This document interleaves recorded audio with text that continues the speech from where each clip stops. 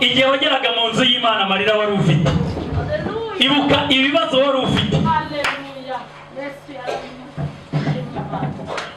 Ndagira ngo ukurure iminsi yatambutse, winjira mu nzu y'Imana amarira wari ufite, ibibazo wari ufite. Ndashaka kubwira ku birenge bya Yesu niho twatabariwe, ku birenge bya Yesu niho Imana yaduhereye umugisha, ku birenge bya Yesu niho twaboneye umunezero, ku birenge bya Yesu niho twaboneye ibyishimo, ku birenge bya Yesu niho twaboneye ubutsinzi, ku birenge bya Yesu niho twaboneye kunesha. Oh haleluya! Ku birenge bya Yesu, ku birenge bya Yesu niho twatabariwe. Ngo hari umudamu umwe wapfukamye ku birenge bya Yesu bamusukaho amavuta. Uwo mudamu yari umunyabyaha, ibyaha byaramurenze, ariko Yesu aramubwira ngo ibyaha byawe urabibabariwe. Ku birenge bya Yesu niho yababariwe ibyaha, ku birenge bya Yesu niho dukirizwa. Noneho amarira yarize icyo gihe, ngo yasutse amarira menshi, ngo noneho ayo marira atemba ku birenge bya Yesu, ngo amanure umusatsi we. Sinzi niba hari abadamu turi kumwe, Yesu abaye ahari babikora, ngo amanure imisatsi yayihanaguza ibirenge bya Yesu, kubera ko amarira yari afite ntabwo uwo munsi yari buyatahane. Amarira yari afite uwo munsi Yesu yagombaga kuyakamya. Haleluya! Birashoboka ko hari amarira ufite cyangwa se umaranye igihe, ariko ntabwo uyu munsi urayatahana. Bwira mugenzi wawe ngo ntabwo urayatahana, ariko ntumukore.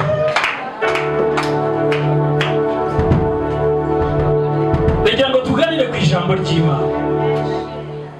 Nitwa Pasiteri Musabimana Felix.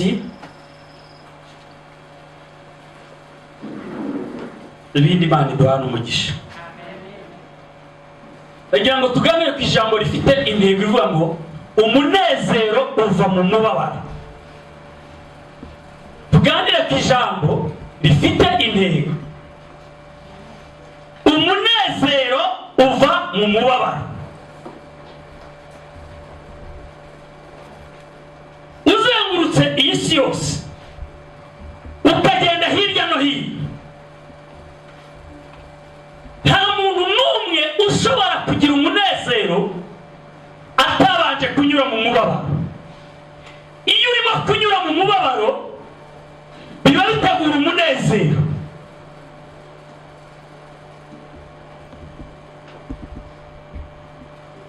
Kandi iyo uri mu munezero nabyo biba bigutegurira akandi kantu.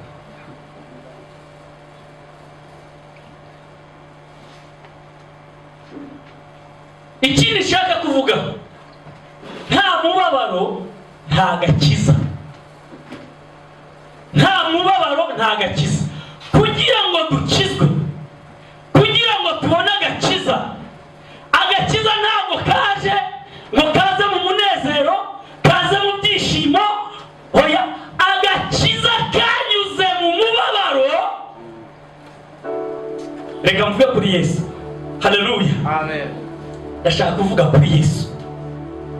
Igihe Mariya yari atwite Yesu, ngo Yosefu yamenye yuko Mariya atwite, ngo yigira inama yo kumubenga rwihishwa.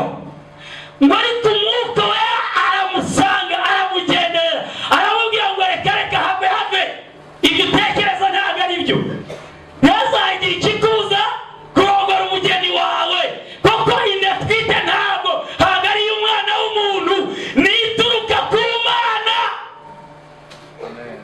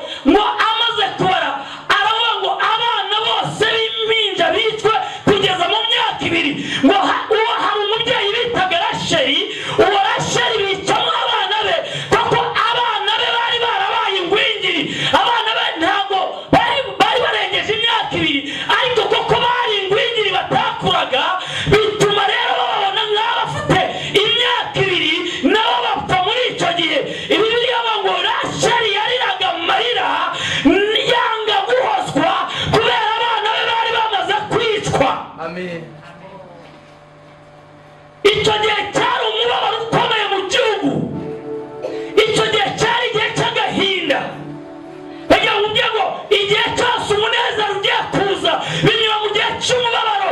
Icyo gihe bashakaga Yesu, ariko icyo gihe Imana ibwira Yosefu na Mariya iti muhungishe umwana.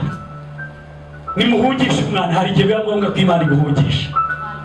Hari igihe biba ngombwa Imana ikavuga reka muhungishe, mushyire mu bwihisho bwanjye, abarozi batakubona, mushyire mu bwihisho bwanjye, birabazo bitakubona, mushyire mu bwihisho bwanjye. Haleluya!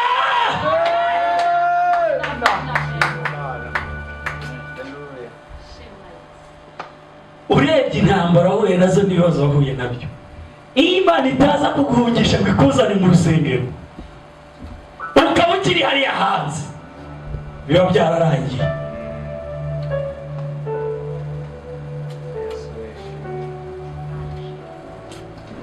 Pasiteri vuga neza mu gitondo yanyibukije ikintu kimwe arimo kubwiriza.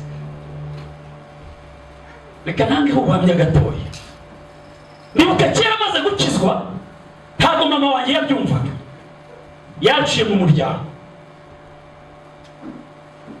Amaze kuca mu muryango kubera gusenga, tukagenda tugakora gurupe y'amasengesho, tugasenga.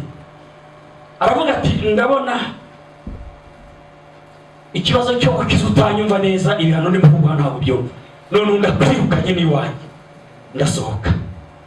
Umuntu umwe aba inzu yari afite, ama n'umusambi, sasamo umusambi nkazajya aryama n'igishuka cy'umweru.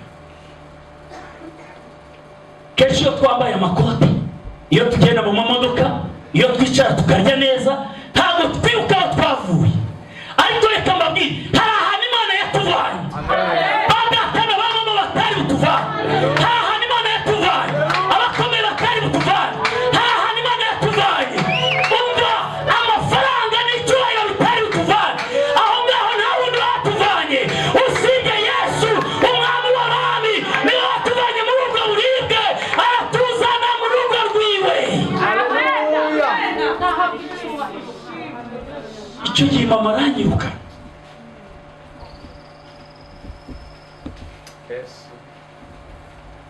Nageze igihe nshaka gufura, habura ikintu mfurisha. Najyaga agapantaro kamwe k'umweru, nako kacize hano mu kibuga. Mwese uko muri hano hari ibyo navuze, ariko nta n'umwenda w'imbere nagiraga wo kwambara.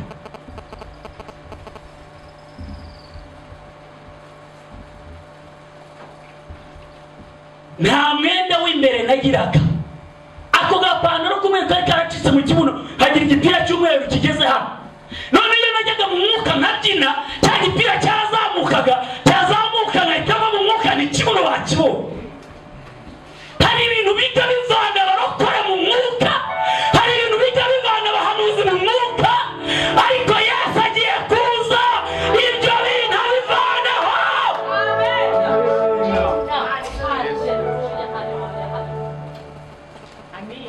Nyura mu misozi, nyura mu mataba, aho hose niko harusha umutima. Yansaba Uwiteka kugira ngo amfashe. Uwiteka nawe ntatinda kunyumva. Tunyura mu misozi, tukanyura mu mataba, aho hose harusha umutima. Aho duca, izo nzira ducamo zirusha umutima. Ngo ariko nyansaba Uwiteka kugira ngo amfashe. Ariko muri ibyo mbona ntabwo atinda kunyumva. Reka tumuhereze icyubahiro. Maze kubura isabune yo gufurisha, nafataga amase. Buriya amase azi gufura ishati y'umweru gake.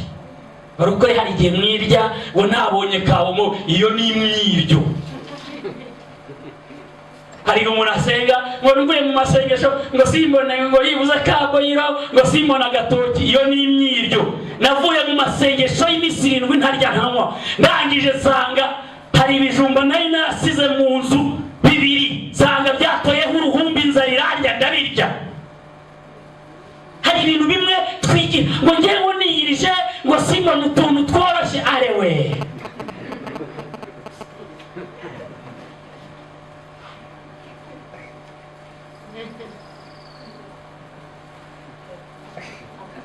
ibintu bitubaho bigatuma Imana ifunga kubera ubwibone dufite. Ibuka nari ibijumba bibiri bikaze byatoye uruhumbu. Iyo ushonje, iyo ufite inzara, n'ikirura ntiwumva ko kirura, n'ikibishe ntiwumva ko kibishe, n'ikigaze ntiwumva ko kigaze, kubera n'inzara ufite. Burya iyo umuntu ahaza nibwo amenya ngo ibiryo birabishe cyangwa biraryoshye. Nibyo bitangira kumbwira ngo ubundi ibiryo ni ibiki iyo uhaze.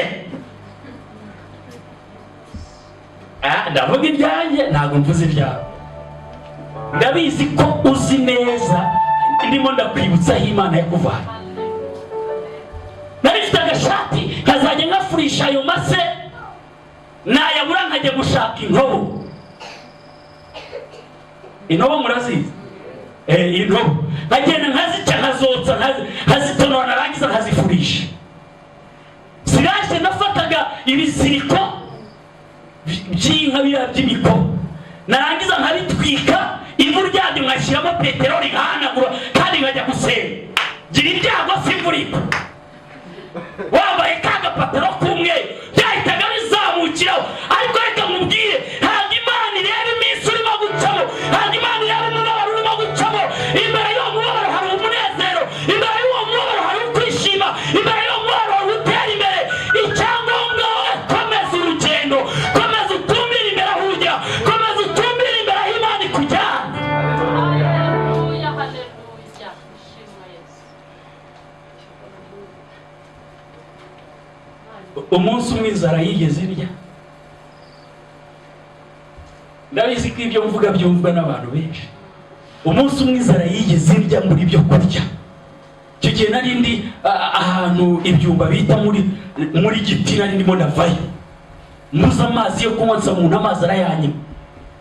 Nywa amazi yo mu nzira ayarika mu muhanda. Nshaka ibishishwa by'imineke, umuntu yiriye imineke arayijugunye, ndangije ndabitoragura ndabiriye. Ariko ubu ndashimira Imana ko ntakirya bya bishishwa. Ndashimira Imana ko muri uwo mubabaro wose, muri izo nzira zose, yanteguriraga ko izavanamo umusipasiteri nkanjye, yanteguriraga ko izavanamo umugabo nkanjye. Haleluya! Icyo gihe nahuraga n'abantu ntibemere ko ninjira muri salo yabo, icyo gihe nahuraga n'abantu ntibemere ko ncumbikira. Ariko haleluya, Imana yari izi kuri uyu munsi hari ikizandimamo. Umubabaro ucamo hari icyo Imana ishaka kukurimamo. Amen. Apotre Imana imumugisha. Nigeze mbivugaho kera, ari mu bantu twasangire ku meza hamwe bwa mbere.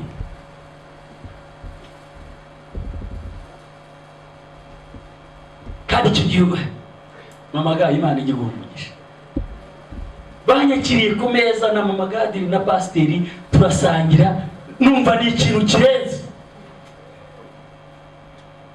Ndibuka hari igihe najyaga mba ndi mu nama z'abapasitori mu itorero nasengeragamo, ntabwo ndibuze kurivuga. Twajya kurya, bateguye bife hariya, bakavuga ngo aka kana ni mukajyane hirya iriya, bakancishaho bakanjyana mu gikari nkajya kuharira. Imana ikambwira ngo mwana wanjye nzakugirira neza. Ntabwo ari ku Mana, urabona ndababaye, urabona mfite inkweto yacitse. Nari mfite igikweto nambaraga, none navanagamo gutya nkagenda nyambaye nkakambiri, amano asohoka hano. Haleluya, haleluya, haleluya. Reka duhereze Imana icyubahiro. Ishimwe ni iryawe, ishimwe ni iryawe, ishimwe ni iryawe Yesu. Zamura ibiganza byawe. Ishimwe ni iryawe, ishimwe ni iryawe Yesu. Ishimwe, ishimwe ni iryawe, ishimwe ni iryawe.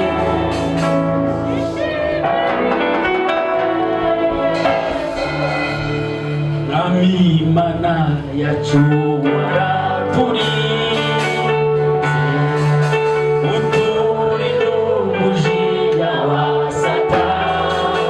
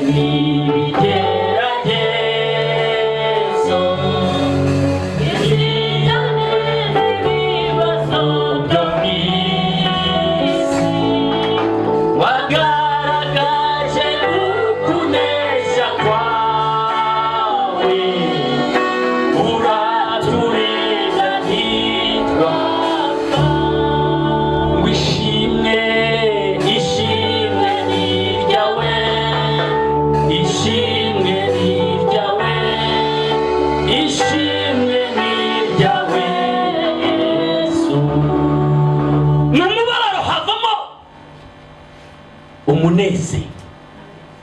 Nubwo nanyuze muri ibyo byose, ariko Imana yarandinze. Ntuzarebera umuntu mu bibazo acamo, ntuzarebera umuntu mu minsi arimo. Umuntu nakuri aho ariko igihe wasengeye, uzamubwire ngo buretse gatoya, nzakubwira imbere.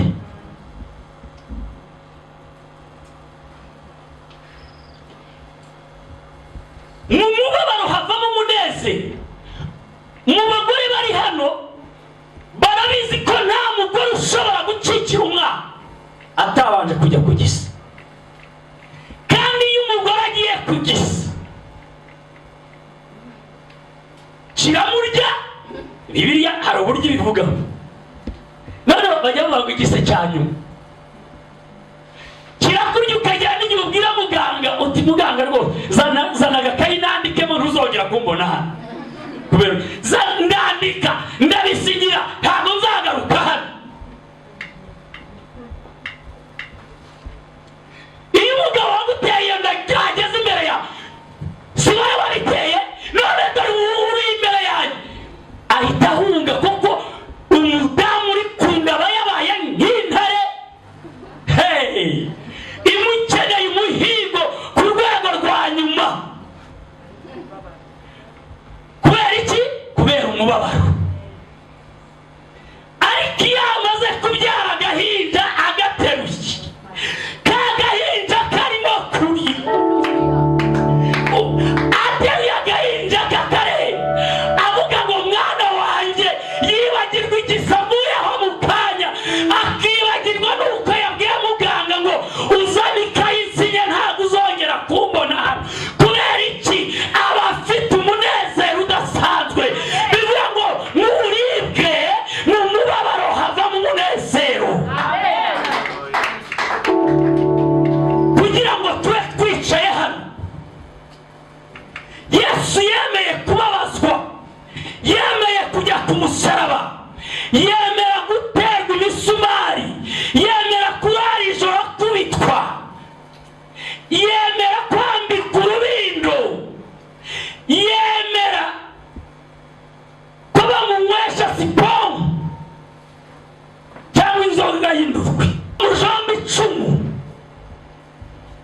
Ibyo byose arabyemera. Ariko hari inshuti zimwe yagiraga 12, imwe yari yamaze kuvamo yamugambaniye, hasigaye 11. Noneho muri izi nshuti 11 zitangira kumwihakana, zikagenda zimurebera kure.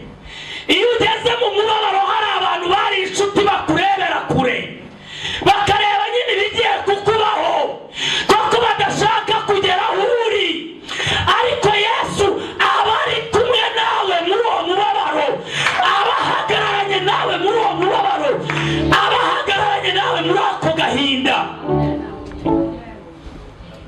Mwene data, hari ikintu kimwe nshaka ko umenya, ndashaka ko wizera iki. Hari umubabaro umaranye igihe kinini, hari agahinda umaranye igihe kinini. Ushobora kubwiriza ugakoma amashyi ugaseka, ariko usekana agahinda mo indani, usekana mu mubabaro indani. Hari umudamu bitaga Hana, yari yifitiye umubabaro ngo noneho no gusenga biramunanira, ibintu bikinyeganyeza gusa. Era tuwowe isindwe ryawe ndarirambiwe. Ntabwo umukobwa wawe ni igicucu, ahubwo ni umubabaro unifitiye n'agahinda mu mutima. Buri muntu wese uri hano hari agahinda afite mu mutima.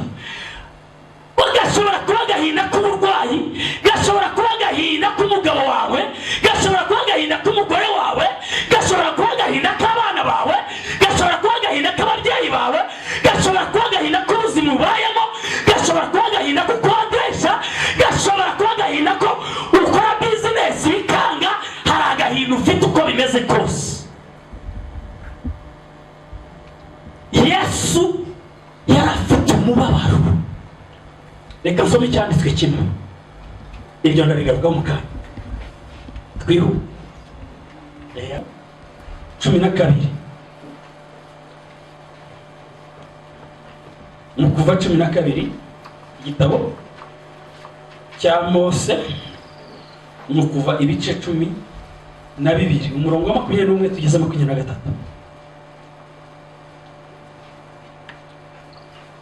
Kuva 12 umurongo wa 21 tugeze 23. Reka dusome mu izina rya Yesu.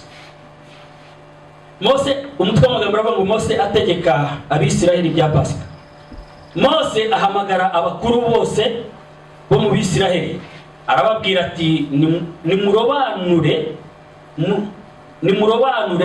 mujyane abana b'intama uko mu nzu yanyu ari, uko amazu yanyu ari, mubabikire umwana w'intama wa Pasika. Mwibikire umwana w'intama wa Pasika,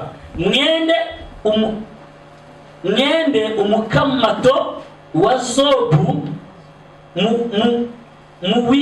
muwinike mu maraso yo mu rwabya, mumijire amaraso yo mu rwabya mu ruhamo rw'umuryango no ku nkomanizo zombi.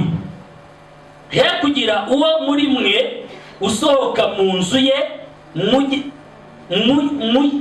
mugeze mu gitondo, kuko Uwiteka azanyura muri mwe ajya kwica Abanyegiputa, kandi nabona ayo maraso ari ku nkomanizo ry'umuryango no ku nkomanizo zombi, Uwiteka azanyura kuri urwo rugi, ye kugira umurimbuzi, ye gukundira umurimbuzi kwinjira mu mazu yanyu ngo abice.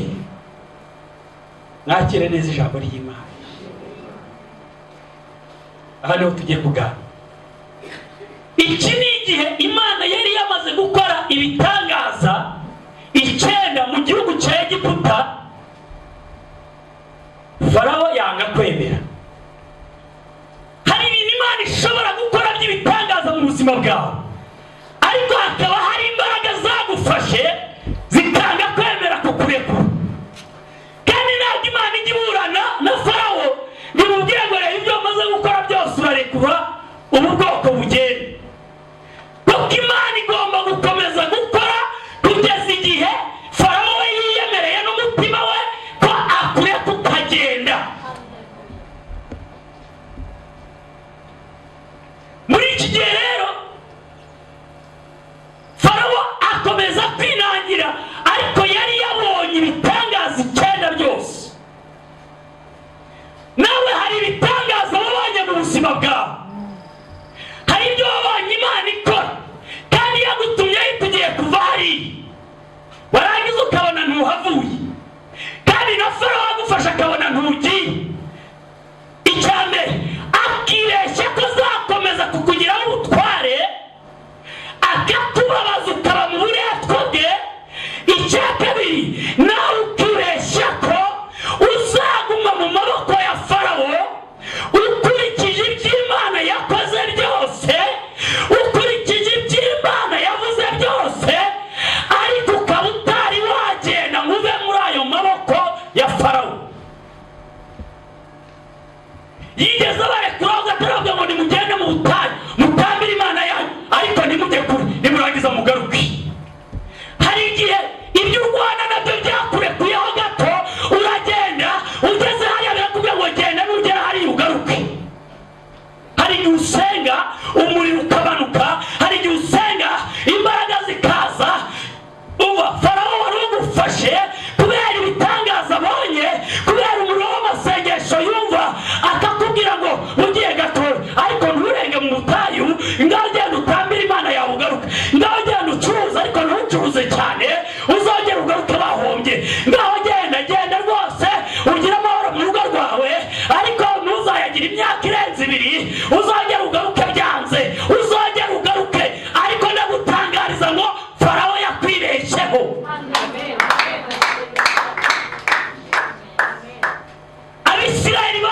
bamaze igihe kinini batakira Imana, Imana yumva gutaka kwabo. Ariko kubera Imana itari yarabumvise mbere, baba barya ibitunguru ku bwa Yosefu bameze neza, ntabwo bayitakiraga kuko bari bameze neza. Umva nkubwire mwene data, wowe ufite ikibazo, nturebe ku mugabo wawe, nturebe ku mugore wawe. Gira ibanga, niba urajya mu cyumba cyawe ugafata inguni, gira ibanga ugenda ubwira Imana, wibutse Imana ibintu wakoze. Uyibwire ngo Mana ya Isaka na Yakobo na Aburahamu, ibuka nkeneye yuko wigaragaza n'Imana, nkeneye ko wigaragaza muri iki gihe ndimo. Hari igihe ugeramo kumva hari ibimenyetso ushaka ko Imana igaragaza ko ari Imana waseho. Batakira Imana. Kubera iki batakira Imana? Ngo bakoresheje uburetwa, barabukoreshwa. Hari igihe bamwe kutakira Imana, Imana ikakuye kukabanza guca mu mubabaro, umubabaro wamara kugukanda, wumva bigezeho bikomeye, uburwayi bwamara kugukubita, wumva muganga akubwira ati ubu burwayi bwawe sinyibushoboye, umva abadogiteri bananiwe, umugabo akubwira ati rwose ihangane, cyangwa umugore cyangwa abana, ariko ugatangira kwibuka ko hari isumba byose, ukavuga uti noneho abantu niba birangiye, numva hasigaye gutakira Imana, numva hasigaye kwambaza Imana. Ngo batakira Imana, nta wundi wadukiza amaboko ya Farawo, nta wundi watuvana muri iki gihugu, nta wundi waturengera. Uwiteka Imana ya ba sogokuruza ni wowe dutakiye, dutabare, tuvane muri ubu buretwa, tuvane mu kubumba amatafari, tuvane kuri izi nkoni, tuvane. Umva mwene data, mubwire mushiki wanjye, wowe ufite ikibazo, hindura ibintu. Kandi ndabizi hari ikintu gishya kigiye kuba, ndabizi hari ikintu gishya kigiye kuba. Gira kwizera. Amajwi arimo kubwira ngo hari ibyo baguhanuriye, hari ibitangaza 9 byabaye, wibirebaho, ibyo wibitindaho.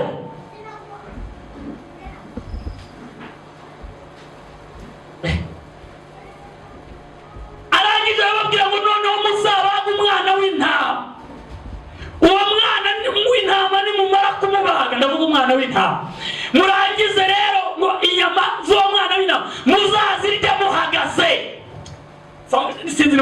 Muzazirya muhagaze, ikindi mukenyeye, kandi muzazirya vuba vuba, mutarya gahoro, mutarya inyanda, muzarya vuba.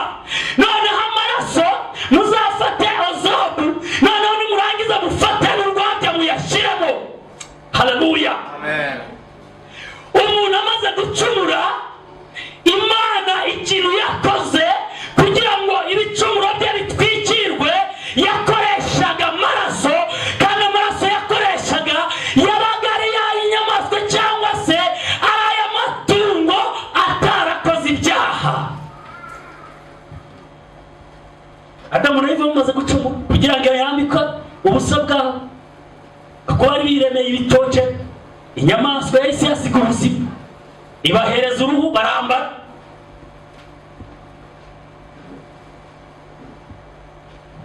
Ayo maraso noneho nimurangiza muyasige ku nkomanizo z'imiryango, musige hepfo no haruguru. Haleluya. Kuko umurimbuzi ashobora kuzanyura hepfo, mwasize haruguru wonyine, muzasige hepfo, musige no haruguru. Uzanyura haruguru neza azayabona, n'unyuze hepfo yabone. Haleluya. Haleluya. Uba musigeho, noneho nimumara gusigaho, mujya mu mazu yanyu mufunge, kugira ngo Imana ikuvane mu kibazo urimo. Ntabwo ikeneye imbaraga nyinshi, ikeneye ko ufunga, ujya mu nzu yawe ugafunga, ukavugana n'umutima wawe, ukabwira ikibazo, ukagira ngo wakibazo. Ndabizi ko umusozi ukomeye, ariko ndabizi ko Yesu yavuze ngo niyo twagira kwizera kungana n'akabuto ka Sinayi, tuzabwira umusozi ngo shinguka imbere yacu.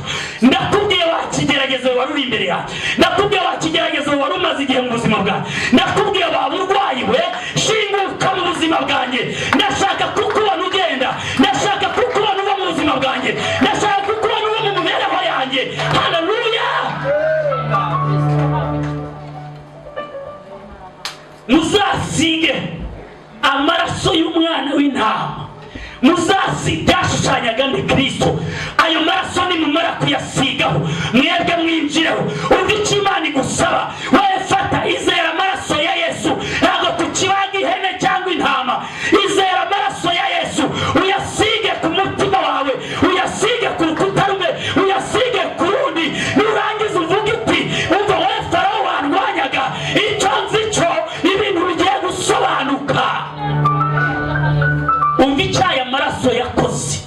Cyari igitangaza cyo kwemeza Farawo, cyari igitangaza cyo guhindura ibintu, cyari igitangaza cya cumi cyo kubwira Farawo ngo urabarekura noneho wowe ubwawe urababwira ngo nimugende. Umva, hari igitangaza Imana ishaka gukora mu buzima bwawe, hari igitangaza Imana ishaka kuza gukora iwawe, ariko hari ikintu kimusabwa, ni ukwizera Imana, ni ukwizera Yesu. Yesu ashimwe. Amen. Reka tumuhereze icyubahiro. Kwizera Yesu. Yesu umunsi umwe ngo ajyana n'abigishwa, arangiza aravuga ngo nimusigare hano, ngo akomezanye imbere ho gatoya, nk'umuntu yatera ibuye, ngo ajyana na Petero na Yakobo na Yohana, ngo bagezeyo ngo nabo basigaho gatoya, ngo bagenda ngo mugumaho, ngo ngiye gusenga. Yigiraho imbere ngo atangira gusenga, ngo amaze gutangira gusenga, ngo muri we ngo abira ibyuya byinshi bivanze n'amaraso.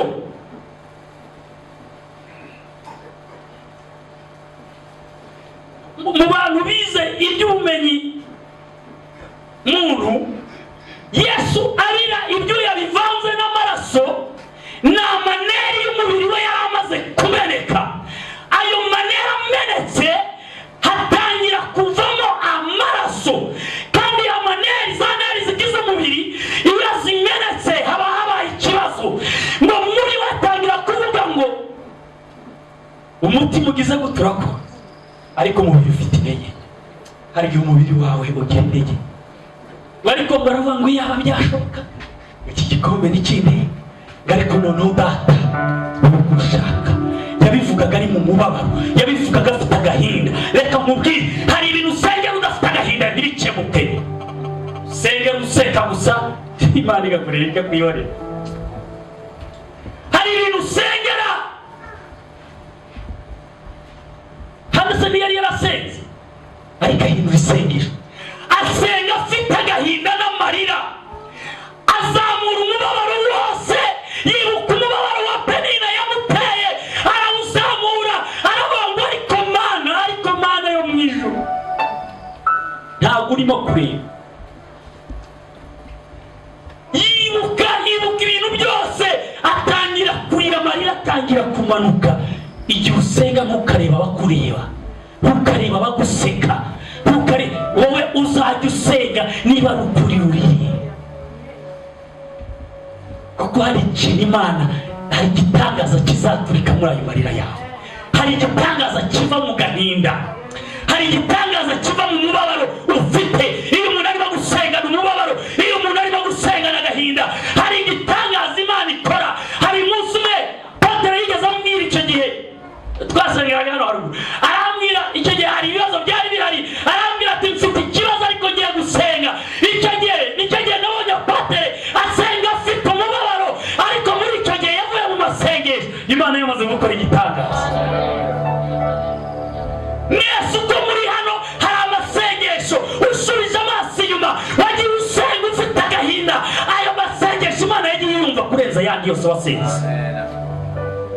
Ngo Yesu arasenga, asenga afite agahinda, asenga afite umubabaro, agarutse asanga inshuti ze sasi ngo zisinziriye. Arababwira ngo munaniwe kubana nanjye amaso isaha imwe.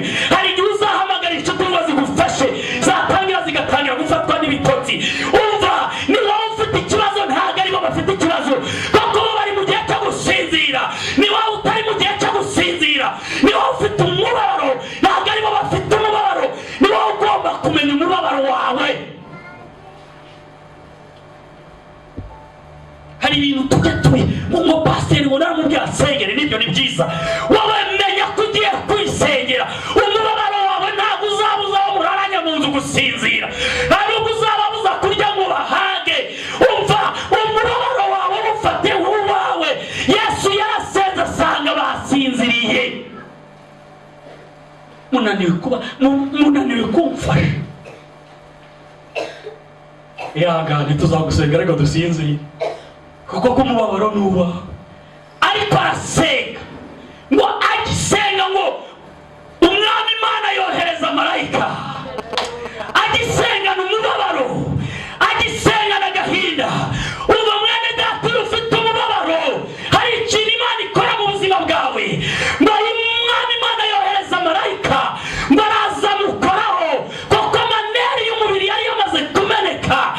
Amwongerera imbaraga, yumva imbaraga zigarutse muri we, yumva yongeye gukomera, yumva yongeye kwambara izindi mbaraga.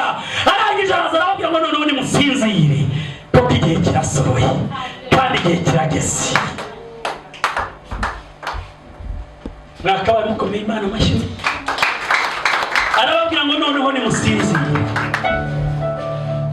Umubabaro wa Yesu, umubabaro Yesu yagize niwo mwitegeko dufite. Umva, umubabaro Yesu yafite, yari afite, niko guhimbaza dufite. Umubabaro Yesu yagize niko gakiza dufite. Umubabaro Yesu yagize nibyo byishimo dufite. Umubabaro Yesu yagize, umva, za soni bamwambitse, wibuke ko bamujyanye ku musaraba w'ibiti Nyabihanga, bakamubamba ku musaraba w'ibivume. Umva, uwo muvumo yagize niwo mugisha wacu dufite.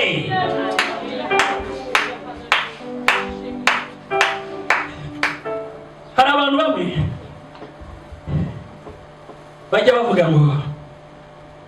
ngo zana igitambo tugusengere, ngo kugira ngo ubuke igende kurya. Ntabwo nemeranywa nabo. Nemera iki kintu cye, nemera ko batanga ituro, nemera ko kandi ugatanga amafaranga yose waba ufite cyangwa ikindi kintu, Imana ikaguha umugisha. Ariko kuvuga ngo igitambo, Yesu niwe witanze kuri gitambo. Nta kindi gitambo kizongera kubaho kizatubabarira ibyaha dufite, kizavanaho karanda dufite, kizavanaho ibibazo dufite, usibye Yesu witanze ku musaraba. Uwo nguwo niwe gitambo cyatambwe rimwe gusa, ntabwo ari inshuro ebyiri, ntabwo ari ikanyarira, ntabwo ari ikizabonwa. Oya, ni Golgotha ku musaraba. Ni iki gitambo cyabereye kugira ngo twese abamwemera bakamwizera bahinduka abana be, bahabwa ububasha n'ubushobozi. Mwene data, nta kindi kintu ukeneye. Ukeneye kimwe gusa, ukeneye kwizera Yesu ko yamupfiriye. Ukeneye kwizera ko umubabaro ufite wose utakabaye ufite, wakabaye ukorera Yesu, kuko niwe wemeye kwikorera imibabaro yacu. Fata uwo mubabaro, fata ako gahinda ufite, fata ubwo kubura ubukode, fata ibyo byose, nurangiza uze ubikorere Yesu. Yesu nicyo yapfiriye, yagira ngo tumukorere imitwaro dufite. Reka nsubire mwaka ndangiza dusenge. Yesu nta kindi yapfiriye, yapfiriye kugira ngo wowe wikoreye uwo mubabaro ndimo ndabona hano, wowe wikoreye ako gahinda ndimo ndabona hano. Hari ibintu wikoreye mu buzima bwawe, icyo yapfiriye ni iki. Niyo mpamvu yageze ku musaraba bambanywe n'ibisambo bibiri. Noneho kimwe kiramubwira ngo niba uri umwana w'Imana wakwikije natwe ukadukiza. Arakibarera, ikindi gisubiza kiganza cyacyo ngo twebwe kutuzira ibyo twakoze, uyu akaba azira ubusa. Aramubwira ngo rata, ndakwingiza nugera mu bwami bwawe uzanyibuke, uzanyibuke ugeze iwawe, uzanyibuke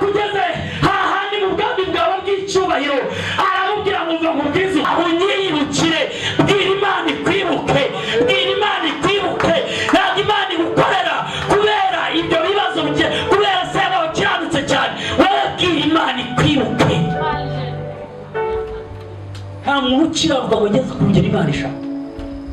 Icyo Imana ishaka azi imbere yayo uyibwire ngo ndabyemera ndi umunyantege. Nizeye ubuhanuzi bw'abantu biranga, nizeye ariko Mana noneho nje kwizera wowe.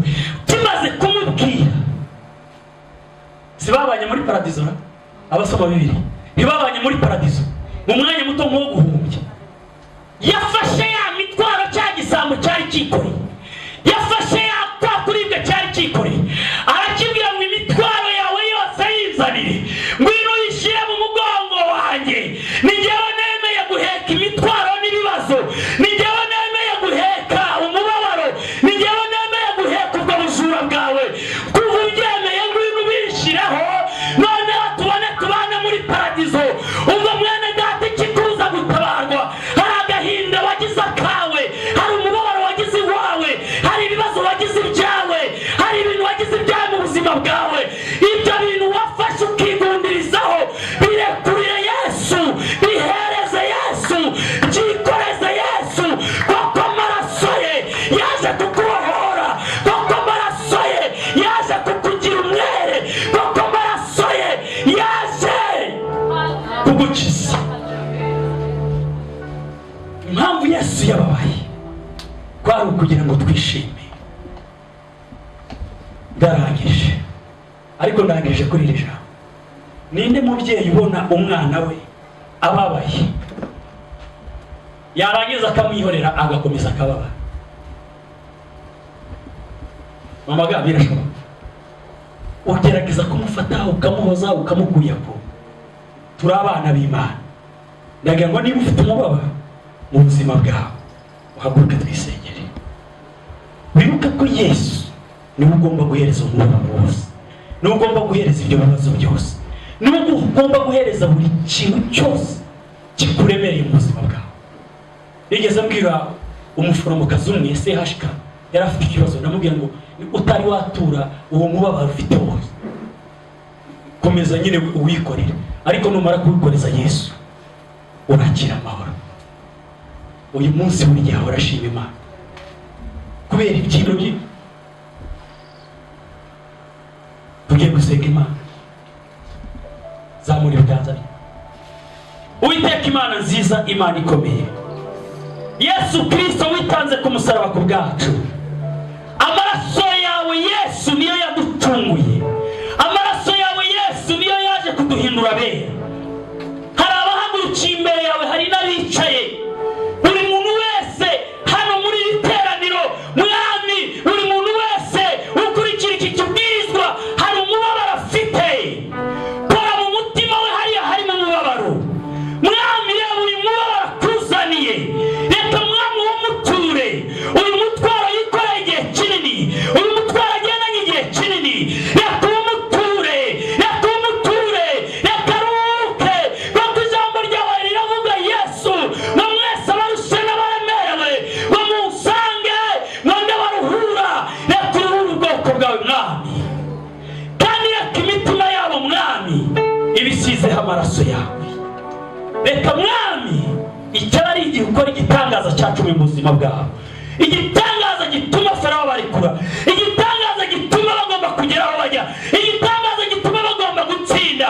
Mu izina rya Yesu, buri cyifuzo buri muntu wese afite muri iri teraniro ndagisengeye, reka ugisubize mu izina ryawe Yesu.